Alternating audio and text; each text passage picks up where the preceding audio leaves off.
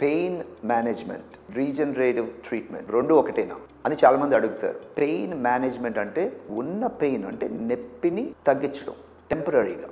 Regenerative treatment, regenerative management అంటే ఉన్న pain తగ్గించడమే కాకుండా పెయిన్ ఎందుకు వచ్చింది ఆ గాయాన్ని తగ్గించడం రీజనరేటివ్ మేనేజ్మెంట్.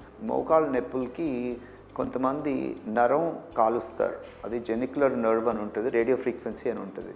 సో దాన్ని కాల్ చేసేసి తర్వాత పిఆర్పి అని ఇవ్వటం మొదలు పెడుతున్నారు. అది చేయటం మూలాన ఏమవుతుందంటే ఉన్న నరం కాలిపోయి నొప్పి తెలవట్లేదు, అంతేగాని పిఆర్పి మూలాన బాగా అవ్వట్లేదు. సో దాన్ని పెయిన్ మేనేజ్మెంట్ అంటారు. అదే రీజనరేటివ్ మెడిసిన్ అనుకోండి, అదే మోకాల్ని ఇప్పుడు మెనిస్కస్ దెబ్బతింటం, ఆర్థరైటిస్ రావటం లాంటివి ఉంటాయి కదా, వాటిని రిపేర్ చేయవచ్చు మనం. స్టెమ్ సెల్స్ కానీ, బ్లడ్ గ్రోత్ ఫ్యాక్టర్స్ కానీ, ప్లేట్లెట్ కాన్సన్ట్రేషన్స్ కానీ ఇచ్చి రిపేర్ చేయవచ్చు. రిపేర్ అంటే ఉన్నదాన్ని బాగు చేయవచ్చు. దాన్ని రీజనరేటివ్ మెడిసిన్ అంటాం.